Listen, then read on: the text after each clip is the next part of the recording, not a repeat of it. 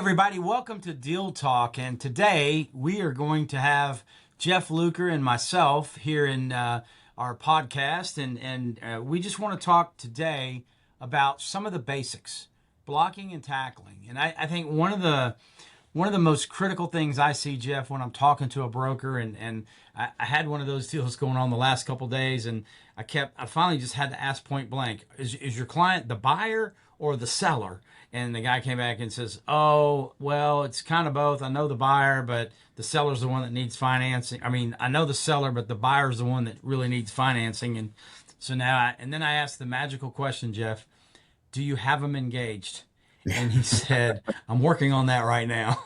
So I think that's one of the biggest things that I see, is a broker knowing really what the deal is and understanding what the buyer, the borrower, whoever we're trying to fund is really trying to do. Do you seem to have that issue sometimes with brokers as well? Yeah, I mean, if I boil it all down, that's probably my biggest frustration is sometimes it feels like we have to have multiple phone calls or dozens of emails just to get to the basic, I mean, who, what, when, where, why, and how, right? Like we just want the basic information so we can very, very quickly say, yes, this is a deal. No, it's not a deal for us, but it may be a deal for, X, Y, or Z. But we need that basic information first. And a lot of times it feels like it's pulling teeth. Whereas, the way we approach it when we broker stuff on our end is we want to list all of those things out on the front end so we can very quickly go, yes, this is a fit. Let's get it closed. Or no, this isn't a fit. Let's move on to where it will be a fit. Yeah, I would say that one of the things that we love about the folks that we work with when we're brokering a deal is the fact that we know who to go to, give them a great summary, and we get a quick response. Hey, that's not something we're going to be able to do. Or, yeah, we really want to look at that. And that way I don't feel like we waste our time. Yeah, absolutely. I mean, we always say a quick no is not a bad answer, because it allows you to move on to where you might get a yes. And so, if you send a deal to a lender and you give them all the information and they take 10 days, 2 weeks to tell you, well, maybe, that's extremely frustrating. But if you can get all of that information together and you have, 80% of what they need to make a decision, and then they can give you a yes or no, it allows you to move so much faster.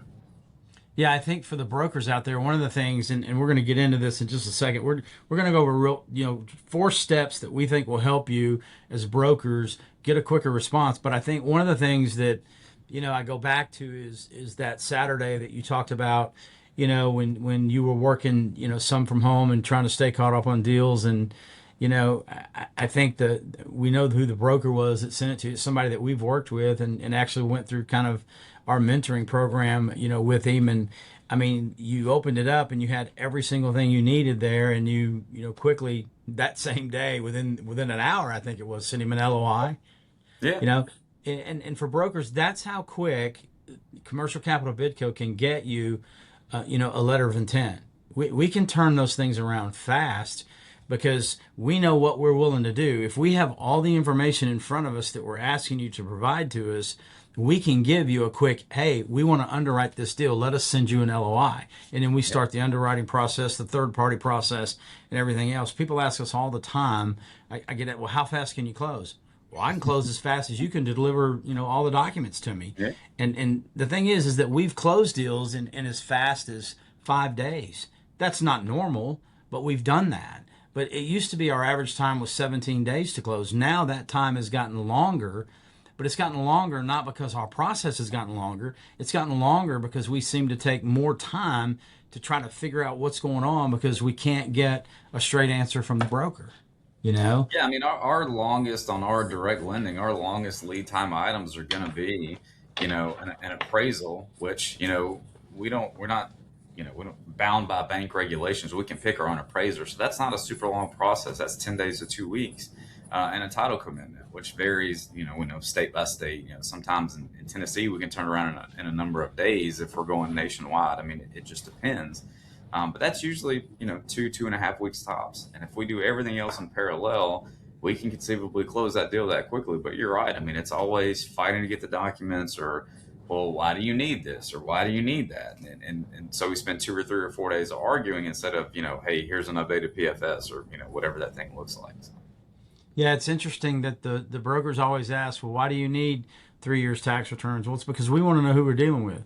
Yeah. It's funny that when we have to go, and unfortunately we've had to foreclose on some properties, when we have to go foreclose, we don't ever bring the broker back in and try to help us. That's not their job, but they have to understand what our job is to make sure that we're getting all the information we need to make a good decision on a loan, because that's all we're trying to do, is make good decisions. So let's talk about it from the, what would be, idea for us, you know, when getting a deal from a broker. And I think, the first thing that would be great for us if we could get it would be, a really good executive summary. You know, Yeah, I, I agree. It's sort of mentioned it a while ago, but it's just the who, what, when, where, and how. And I get so many inquiries, and we joke about it all the time, where it's just an address, and it's like, all right, well, is it an acquisition or refinance? Is it if it's is it owner occupied or is it leased out? If it's leased out, what is the occupancy? And there's a million questions that you have just off of that address, and so from the broker perspective, if you can put together a quick one-page summary that lists all those things out, is it if it's projection based, just tell us. It doesn't mean it's a no, but just tell us what's going on. If you could list all those things out, it would allow you to talk to a lot of different lenders very quickly. And I'm not saying shotgun it to 50 lenders at one time, but if you get a no, you move on. You get a no, you move on, and it allows you to do that very quickly by putting one summary together instead of just a very generic email that then you have to reply to 50 times to get all those answers that would be in that executive summary. Yeah, I think that's important. And like you said, the who, the what, the where, and why, and then how much do they need, and then just a quick financial snapshot. It's when you start to ask somebody, what's the debt service coverage, of the deal, and they're like, what do you mean? You're in trouble there. You've got to help that broker to get to what we're trying to accomplish there. So, those are all things that we had to learn early on in my career, is that if I get all those things to somebody, they can give me a pretty quick answer, so they're not wasting my time. It's kind of interesting at our other company where we do our brokering out of. We don't even do any of this. We may pick up the phone and give a verbal summary, to our lending partners, but we've been doing it 13 years, and they know us and they trust us. But what we do is we completely underwrite the deal, before we send it to our lending partners. We're not asking brokers to do that for our bridge company. We just Yeah. need a good executive summary. Give us the hook, get us Yeah. interested in the deal. That's what we're asking for. So, and then the next step, I think, is, what's the story, the borrower. Would you agree? Yeah, absolutely. I mean, you have to take the time to know and understand your borrower and what it is they're trying to do and why they're trying to do it. I mean, we've seen on our brokering side and early in our company, we would have people come to us and say, well, I want to do X, Y, or Z, whatever this loan is. And then one of the best questions that you used to ask people is, hey, if you had a magic wand and we could fix everything all at once, what would that look like? Yeah. And through asking that and two or three questions later, you realize, well, what they came to you for is not really what they need. What they need is this other solution over here. And so when you have a full understanding of what your borrower wants to do and what their ultimate goal is, then you can provide better solutions. And the other thing is, like in any sales, the more that you know about the borrower, the more you can overcome objections later on. Every borrower out there wants to know, what's the cheapest interest rate? Well, if Yeah. this solution fixes your problem, the rate doesn't matter. So it's about being able to kind of load that gun and have those bullets later on to overcome those objections. Yeah, one of the things I think is really paramount to a broker's success is knowing the borrower.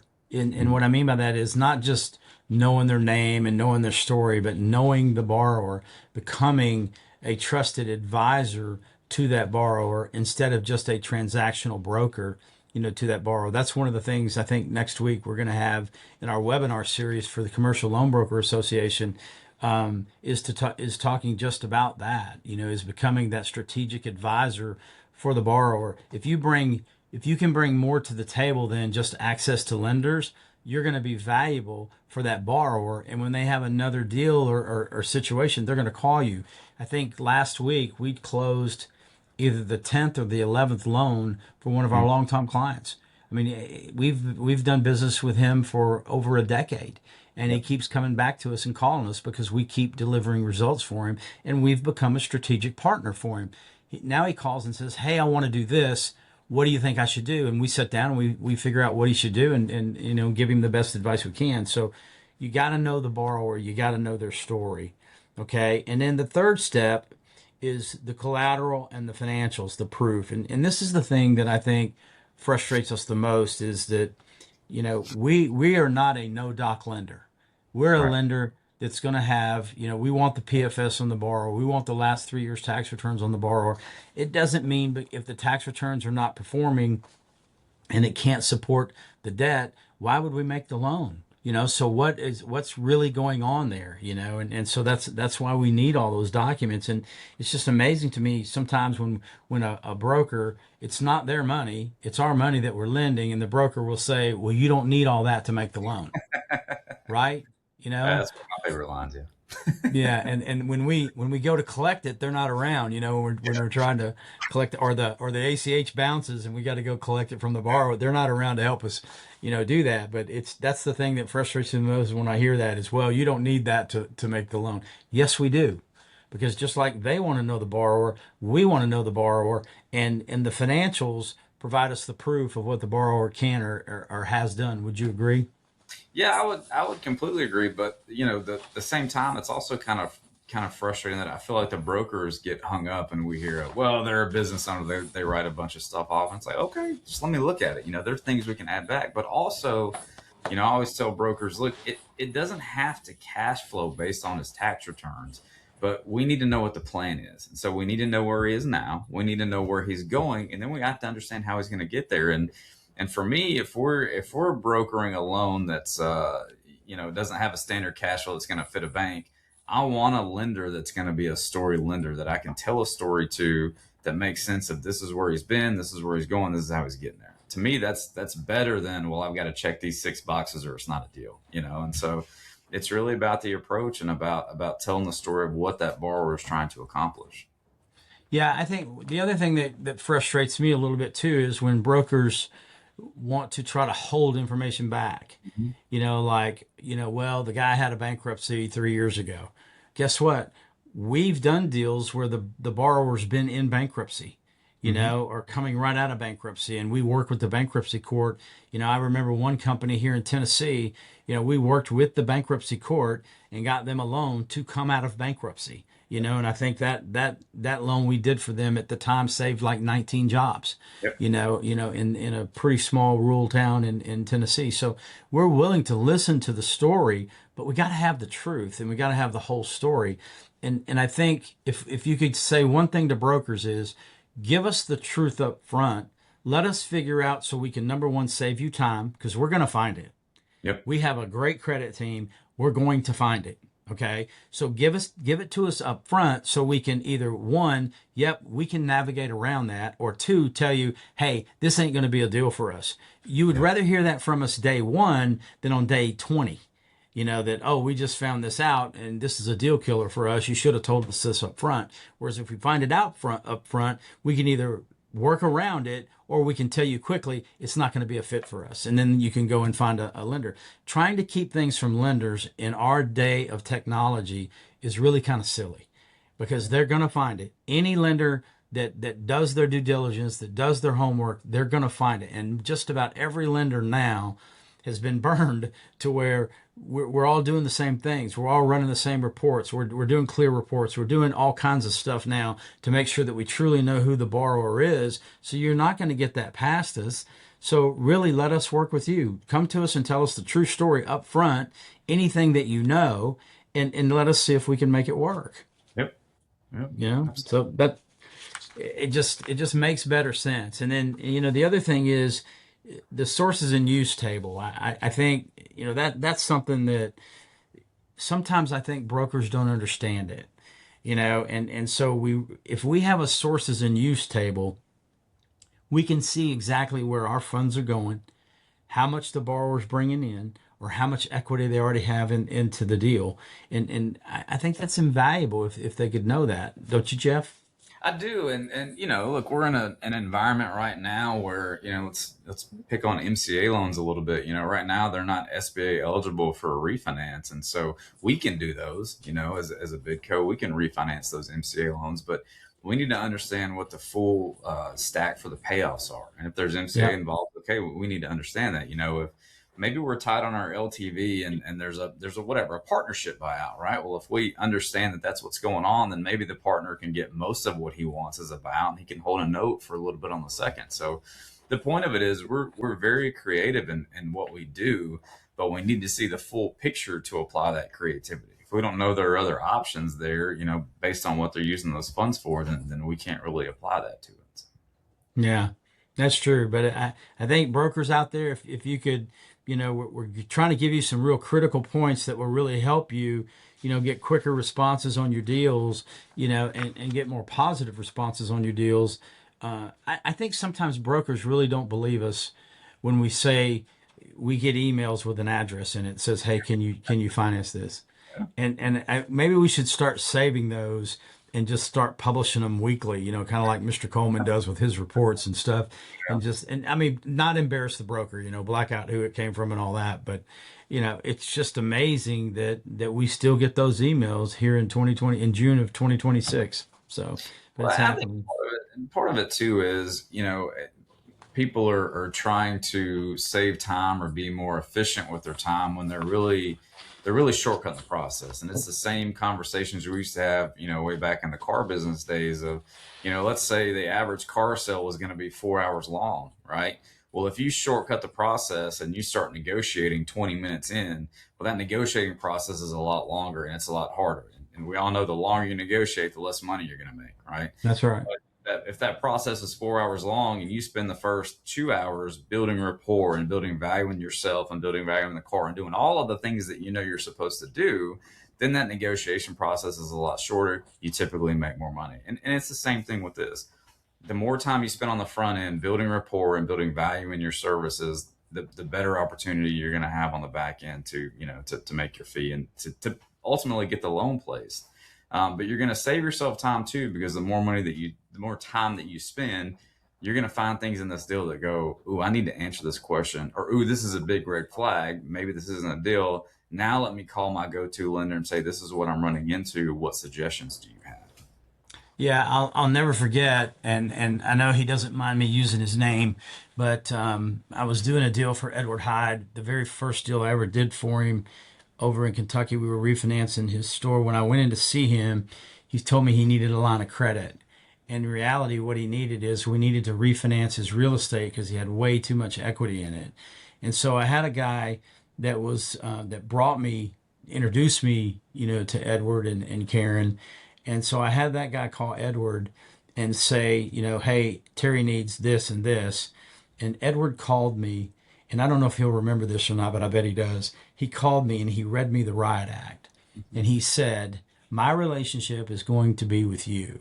I don't need a third party coming in here and asking me for stuff. If you need something, you call me." He's been our client for, I think, 11 or 12 years now, Okay. and we've done multiple loans with him. But I think what you just said there is the road to the sale.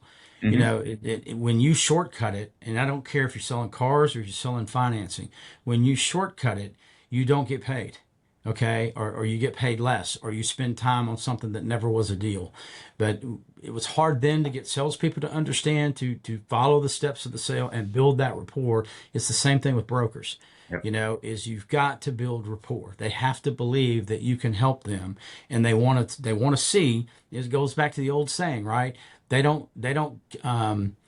It's about the care, and it escapes my mind right now. But they don't care how much you care until they know how much you care. And until they can see that you truly care about them, they're not going to believe that you care about them. And when you spend the time and get to know somebody, you're investing in them, then they believe that you do care about them, and you're going to have their best interests at heart. And that's what it is. It's building rapport. It's no different than the road to the sale in anything you're doing, whether you're selling a car, whether you're selling a house, whether you're selling a business, whatever it is. Well, in this case, you're selling finance, so there's still a road to the sale, and this is part of the road to that sale. And we just got to get people to understand that. So, I think that we talk about all the time, the prepackaged delivery, the golden rule: one single organized PDF or a cleanly labeled digital folder, no piecemeal emails. I mean, think about that.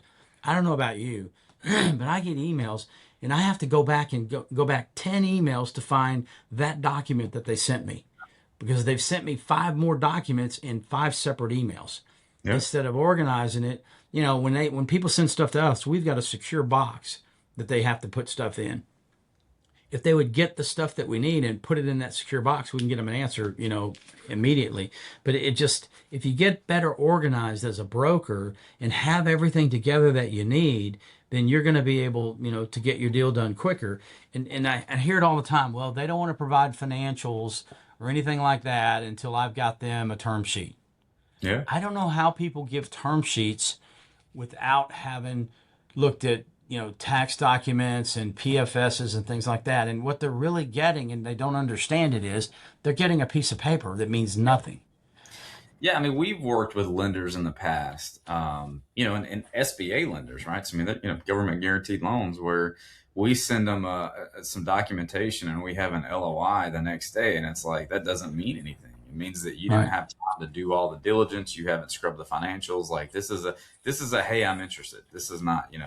Whereas Right. our more of our go-to lenders, they don't even do LOIs or term sheets. They do commitment letters, and that's a longer process, but that means something. That means we've got a fundable deal, and now we can run this thing out to close. So, yeah, I don't Yeah. I don't understand the quick LOI or term sheet either, because it's not worth the paper it's written on. Yeah. If I remember right, our best SBA lender, we don't even get a term sheet from them until we get a commitment letter, right? That's right. Yeah. And just no reason to until they Yeah. see the things they need, and then when they're ready to go, they'll send us a commitment letter, and it's got everything in it. So, I know this is not going to be a long deal talk today, and that's probably good, because this information is so critical for you. But I just want to recap. If you just took these things, it's going to help you make more money if you're a broker out there. One is the hook, the executive summary. Keep it short. One page, keep it simple. It's the who, what, where, and why, and how much do they need. It's frustrating for us when we say, well, how much are they trying to borrow? Well, I'm not sure, but as much as you can lend. you know, Yeah. okay, that's fair, but that doesn't really help us. So, Yeah. so just a quick executive summary. Number two is the borrower, or what we call the story. Yeah. Tell us who the borrower is. Give us the story of what they're trying to, do there, right?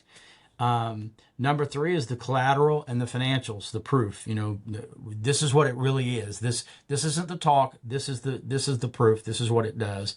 And four, have your prepackaged delivery. Have your documents in a row, so that you can deliver what we would consider a clean package. Yep. So what are the takeaways that we can give you here? Is this that I can share with you is a clean package is going to pay you dividends. It's going to do a couple of things. One is it's going to let a lender be able to tell you quickly, no, I can't do this deal. Or they're going to tell you, hey, yes, we like this deal. We're going to go ahead to the next step of underwriting. And then you're on the clock. Yep. You're on the clock to getting it done. So that's kind of what we have to do. And so I think here's an interesting thing to do, Jeff, is to challenge the brokers to do this. Go back and look at your last two deals that you submitted. Think about what happened on those deals, whether you got it funded or you got it turned down or whatever. Go back and look at the last two deals that you submitted and ask yourself this: what could I have done better on this deal? How could I have submitted it differently on this deal to get it approved? Yep. Okay. And I want to give you just a quick story and then we'll close. We have a client that we had years ago, and I think it was, gosh, it's been, I don't, maybe it's a decade now. I don't know. But it was Bill Evans with Evans Glass. And Mr. Evans was a great client of ours, and their company's doing great. So even today, and I think it's 10 years later now. And he had a deal, and he had a commitment letter from a bank, and he asked me what we thought. We told him what we thought. And that bank decided to force Mr. Evans into a corner and say, sign the commitment letter. We're going to pull the commitment letter. Well, he's the type of gentleman that you don't push into a corner. And so he told that bank, yeah, I'm not going with you. I'm going to go with Terry and his company. So we signed with him, and he tells me the bank that he had submitted the deal to, and they turned him down. And he said, I don't want you going back to them. And I said, don't tie my hands. I've got a good relationship with that bank. Don't tie my hands. Let me just see what was submitted to him. So here's what we found out. The deal was not submitted properly. It wasn't submitted properly by the bank loan officer. The bank's loan officer had something else going on. They were leaving the bank. So they weren't focused on Mr. Evans's business. They were focused on getting out of the bank and moving to their next job. Okay. And so in that loan application, they left some critical information. I don't know if you remember, Jeff, they left out the whole real estate piece Yeah, in the pretty deal. The whole real estate piece was left out of the deal. And so I called the president of the bank. We happen to know him. And I said, and we also had a really good officer that we worked with at that bank. And the other thing about that deal is it was in the wrong department. If you remember, it was a totally different department than the commercial department looking at that loan. So because we knew the bank, we knew what department to get that deal into, and we knew that the president of the bank would want this deal if they saw the real picture. So the reason I asked you to go back and look at your deal submission and see what you can do better is we have firsthand experience in this. The deal that we inherited was submitted wrong and turned down at this bank. We ended up going to that bank again and getting that deal funded and keeping that relationship for that bank. The president of the bank, after they closed that loan, called us and thanked us for saving that deal and that client for them. That's real. So how you submit your deal absolutely matters. So let me challenge you to go back and look at the last couple of deals that you've done and be honest with yourself, grade yourself, and ask yourself, what could I have done better to get a clearer picture to that lender that might have helped this borrower? Because many times a deal gets turned down because, unfortunately, of us, the brokers, when we don't submit it the right way. We don't submit it to the right lender. We don't submit it to the right department in the right bank. So those are all key things that are important. So anything that you want to add, Jeff, or talk about before we close? Yeah, I would just say that as a commercial loan broker, and I'd include us in that because we still do some brokering. You're going to live and die by your reputation, and I think we have something like 25 or 30,000 contacts in our database. And of all those contacts, there are two brokers that when they send me a deal, it goes to the top of my list because I know that they've gone through it. I know they understand the cash flow. I know everything that I need to make a decision is going to be there. Now, we don't actually fund a ton of deals for those brokers, but when they do send us something, it goes to the top of the list and I dive into it first because I know that's where our best opportunities are going to be. And as a broker, I want lenders to feel the same way about us, which is why we do all the due diligence that we do. So I would just say that you want to be the type of broker that when a lender gets your deal, they go, yes, he sent me a deal. I'm diving in, and not, oh, let me figure out what's going on here. So just, take the extra time to put that package together to really give some good information. Yeah, and just to elaborate what you just said there about, I've got to go figure out what's going on. When you get that reputation with a lender, you're going to get what's left over. Yep. That lender is going to look at deals that he gets from his other partners, because that's what you are. You're a partner for that lender. They're going to look at the other deals they get from their other partners that send them better deals. If you're slopping a deal to them, you're going to get that lender, him or her, to look at that deal when they've got a little bit of time left. Yep. And they're going to be tired, and at the end of the day, and it's not going to get the look that you want. So take your time. If you want this in writing, if you'll contact myself or Jeff, be glad to send you these 4 steps for you to take and remember when you're going through your deal. But it's just important how you present a deal. It's blocking and tackling, and it's the first picture that you're going to be able to present to the lender on behalf of your client, and your client deserves your very best. And if you're just slinging a deal to a lender, you're not giving your client the very best. So you just can't expect much if you're not going to put the effort in. So take your time, get to know your borrower, get together a good package, and then you're going to have a better chance of funding that deal and having success and earning income, because that's what we're all here to do. The road to the sale is still the road to the sale, and there's steps that you have to take. So let's make sure that we do that. Hey, Yep. I appreciate your attention today. It's always great to be with you. I really like doing these podcasts with Jeff, and he's got a wealth of information, about it. We've been there. We're on the front lines every day. We started exactly where you are. We're blessed to become a lender, but we still, our core business and at heart, we're both still commercial loan brokers. That's what we do. So if we can help you, we want to help you. This has been Terry Luker along with Jeff Luker at Deal Talk. Have a great day.